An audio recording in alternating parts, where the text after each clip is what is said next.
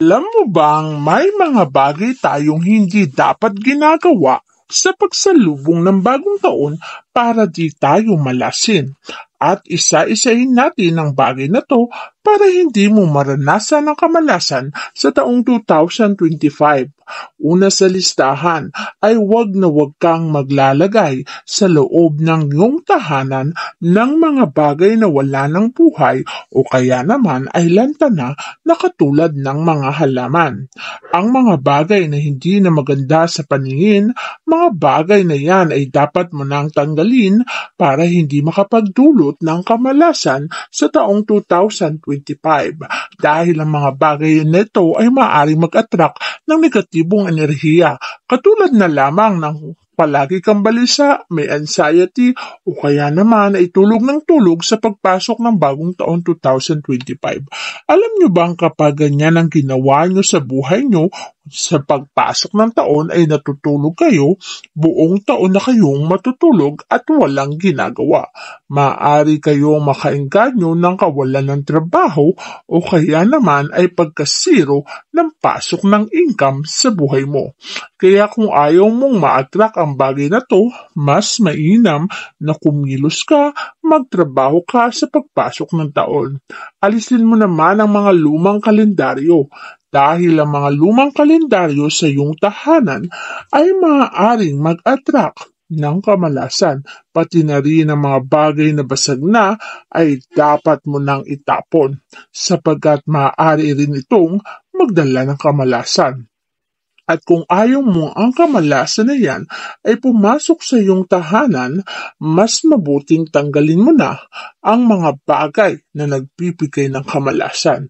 Mainam na maliwanag din ang iyong tahanan.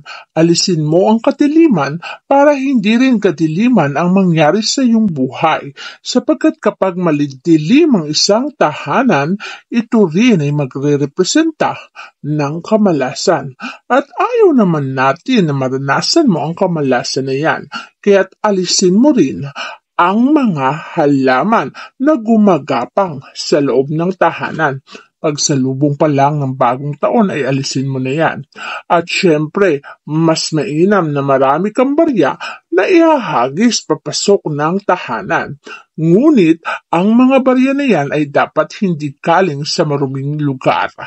At mainam din na naghahagis ka ng kiyat-kiyat palapasok sa loob ng tahanan.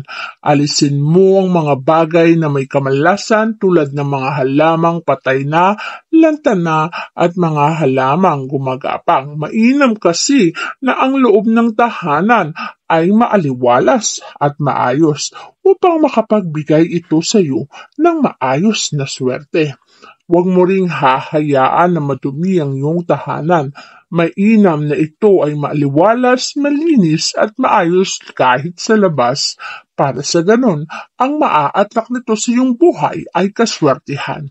Hindi kasi maganda na ang iyong tahanan ay madilim o kaya naman ay madumi dahil ang maa-attract nito ay kadiliman sa iyong buhay o kaya naman ay pagkasira ng iyong buhay. Kaya simulan mo na sa pag-aayos ng tahanan para maging maayos din ang iyong buhay. Ang isang tahanan na maayos, matiwasay, maganda at malinis ay nagpapasok din na isang maayos na buhay. Kaya naman kung gusto mong yumaman, magdala ka rin ng mga prutas na matatamis sa loob ng tahanan for abundance.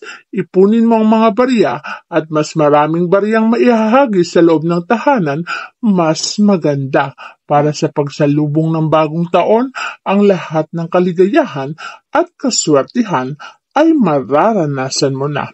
Mainam kasi na ikaw mismo ang makakaranas at makakaramdam ng kaswertihan na yan. Mararamdaman mo rin naman ang bagay niyan sapagkat ito rin kasi ang ina-attract mo sa iyong buhay.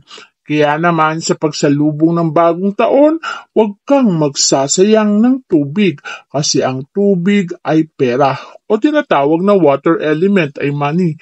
Kapag sira ang faucet, ipaayos mo na. Kasi naman, kapag may sirang faucet sa loob ng tahanan na tumutulo ang tubig, para ka na ring nagsayang ng pera.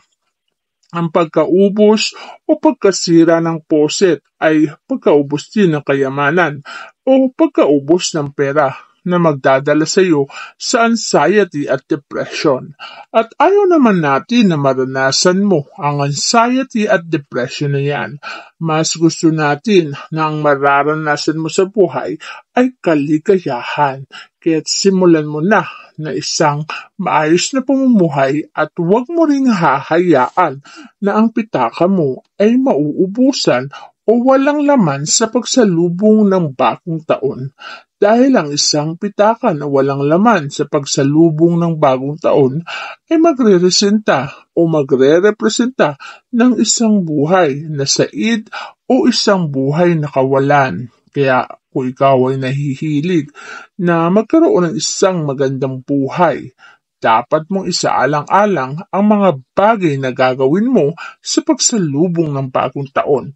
Mas mainam na marami kang pera sa pagsalubong ng bagong taon at bibilangin mo yan, at mainam din na maraming laman ang lalagyanan mo ng garapon ng asukal, garapon ng asin, at garapon ng mantika. Pati na ang lalagyanan mo ng bigas ay punong-puno dahil ang katumbas nito ay pera. Kapag kasi ito ay nasasaid o nauubusan, buong taon ka ring masasaid o mauubusan. At ayaw naman nating mangyari ang bagay na yan sa iyong buhay. Kaya't mas mainam na meron ka dito at puno yan sa lalagyanan. Huwag mo ring kalimutan na markahan sa kalendaryo ang araw kung saan magbibigay sa iyo ng swerte, at yan ay kapag full moon. Pag full moon na, yan mo sisimulan ang pagganap ng mga masiswerteng bagay, pagsasama-sama at pagmamahalan ng buong pamilya, para ang swerte ay mapa sa iyo at sa buong pamilya. Magkakaroon kayo ng kaligayahang nag-uumapaw sa buong taon, at ito'y pagpapalain at maraming blessing ang darating. Kaya't simulan mong ayusin ang tahanan, ang pamilya ay sama-sama para sa ganun buong taon ding magsasama-sama at hindi maghihiwalay. Huwag mong iiwanan ng bahay na walang tao sa pagsalubong ng bagong taon, ha? Kung ayaw mo ring buong taon na walang tao sa tahanan mo, huwag mo ring hahayaan na hindi maayos ang bahay mo sa pagpasok ng bagong taon, para kapag malinis ang tahanan, marami ding darating na blessing sa iyong buhay. Magdala ng mga swerteng pagkain at kailangan matatamis ang mga yan. At linisin ang tahanan, ayusin para magmamarka ang swerte sa iyong buhay. Buong taong swerte at magandang kapalaran ang maghihintay.